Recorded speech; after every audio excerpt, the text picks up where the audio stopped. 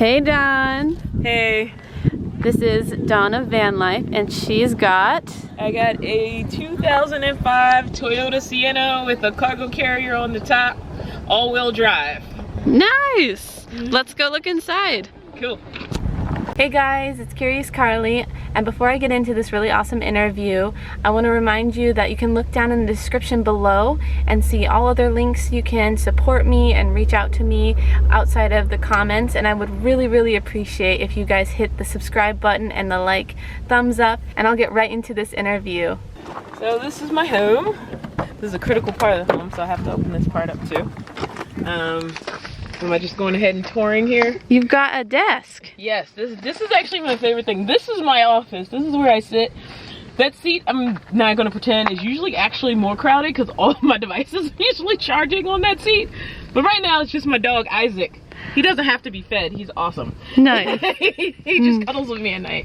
But this device right here is my favorite thing. It just slips right onto the steering wheel, and then I can just sit here and work at my desk. That is so cool. Where'd you get it? I got it off of wish.com, but I've also seen that same style on Amazon, and it'll probably come faster on Amazon. Just look up steering wheel desk. Steering wheel desk. A whole bunch of styles will come up. And I've seen one like this on Amazon. I actually want to replace this one that has a little slide out on the side. So it's made just like this, but then a little piece will come out on the side. And this is also great and it's adjustable. So, awesome. And it goes completely flat to store. And this is also great for drive-thrus, even though you shouldn't go in drive-thrus. There's nothing but bad food in drive-thrus. But if you do go through the drive-thru and you throw that on your steering wheel and park, you got a table right there and you can just sit in your own. That's awesome. Yeah, so I really like that. I have a little solar generator. It doesn't generate much power. Right now I have it connected to a 30-watt panel in my window and surrounded by unicorns and a flying Superman. Nice. Gotta decorate. Also got Harry Potter up there. He's always flying over my head. Nice. Because I'm a nerd. That's great. Oh, I see a sticker. Oh yeah. I don't know why I put that on there. It's some weird girl hanging out of a van. I don't know who she is either. All right, so this is the main part of my my home, as it were. So let's see, I have my dresser right here. This is pretty much most of my clothes. All of my underwear and socks, shirts, pants. I want to stay fitting in here. Anything that overflows this container, it means I need to get rid of stuff. Underneath the bed, I do have a few extra clothes.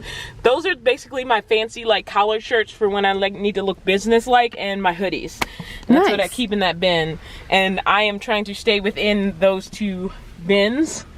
My food is on the other side, and my shoe storage is under the bed. Nice. And then I have this tiny little it came from a Dollar General store or something, that little bin over there that has all my cleaning materials and some bottles of water.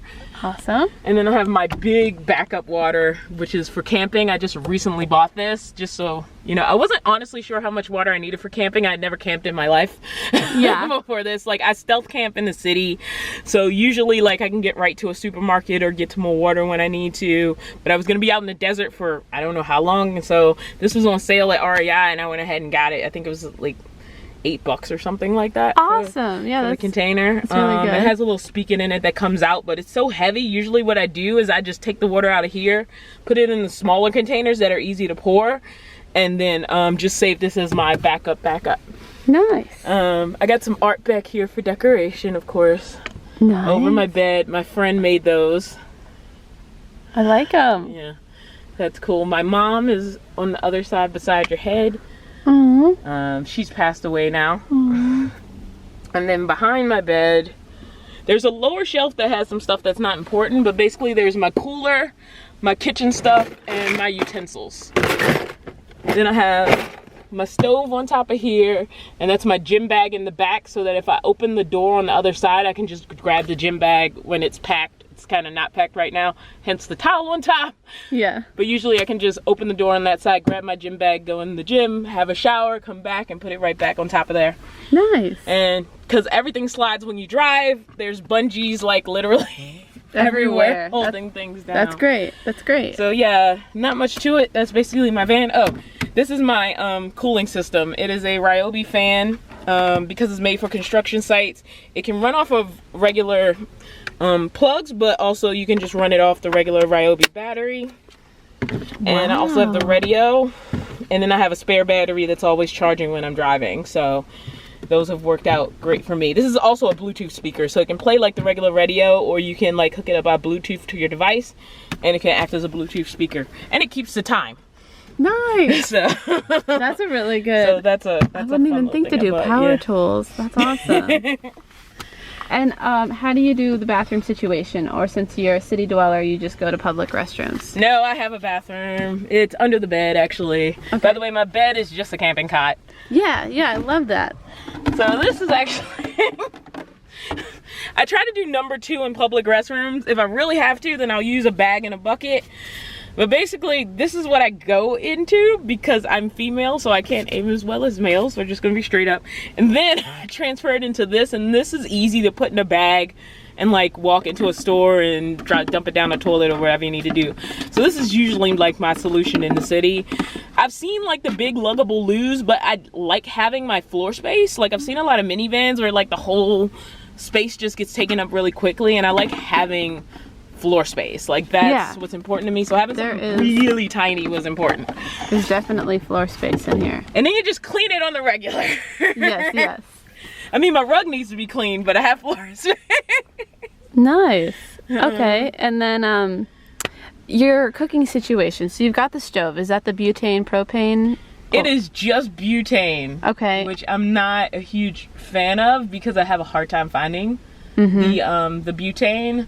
I had one of those little ones that you just, you know, it comes out with like the spider legs. A rocket? Yeah, something like that. And it wasn't the rocket, but it was something in that style. It was something like that. Yeah. Okay. And you sit it on top of the propane canister, and it only takes up about this much space. I actually preferred that, but it got stolen. Aww. Long story.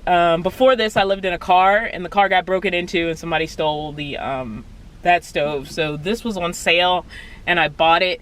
But finding butane is not fun. Yeah. And propane, you can literally trip over. Any store that sells cabin supplies, if you go in and trip, you will hit propane. Don't worry about it. So I prefer going back to a propane stove. But right now I have this one, so that's what I'm working with. Cool. Sounds good. And your cooler, so you don't have a fridge. Nope, and do you do fridge. Ice? If there's stuff I'm really desperate to refrigerate, I'll get ice. But most of the time, really, the stuff I buy to refrigerate, I should just try to eat it within a few days. When I was coming out here, I mostly got like non-perishable foods. Like I got canned food. You can buy fruit, and honestly, it can sit around for a long time. I have things in jars, again, that'll last a few days, as long as, like, don't keep it a month. But a lot of stuff, like, we rush to refrigerate, like, they have preservatives in them. Honestly, they're not gonna be any worse for you 3 days later than they were the day you bought them. A lot of labels, they're just trying to protect themselves from getting sued, to be quite honest. Like a lot of stuff lasts longer than we realize. Obviously, I don't want to buy ice cream, but, you know, you can definitely buy, like, eggs and, you know, a bunch of stuff that we normally think, oh, I have to refrigerate this. You don't have to. Like, as long as you're going to eat it immediately. Like, I'll get those bag salads, and that'll just be my next 2 meals. Like, I don't skip. Yeah. And also the keeping it cool. It's a cooler, and it stays pretty cool in your rig, and I find that mine stay pretty chill. Yeah, and don't put it in like the direct if there's an area of your rig that's like direct sunlight, that's where you don't want it. Yeah, basically. Like underneath my bed is a great spot for my stuff. What got you into this lifestyle? I actually started out, I was in a roommate situation that kind of sucked. I really like hated coming home. It was just a whole thing. Like, the room was really cheap. I was living in the Bay Area, which is expensive, as we all know. Anywhere near San Francisco is expensive. And so I got a deal on this really cheap room. And the thing is, like, we had a really great conversation when I was being roommate interviewed, and I think she thought that was going to lead to us being best friends, and I really like my own space, so I would like come back home and want to be by myself. I was getting constantly accused of things I didn't feel like I was doing, and I decided I'd rather like live in a vehicle than continue to deal with that. And so I actually didn't have a car at the time. I finagled getting a car. Nice. And the plan was in a couple of months, and when I got my safety deposit back, I was going to move into a new rented room. And while I was like out living in the car, well, first of all, she didn't give me my security deposit back, but that's a whole other thing.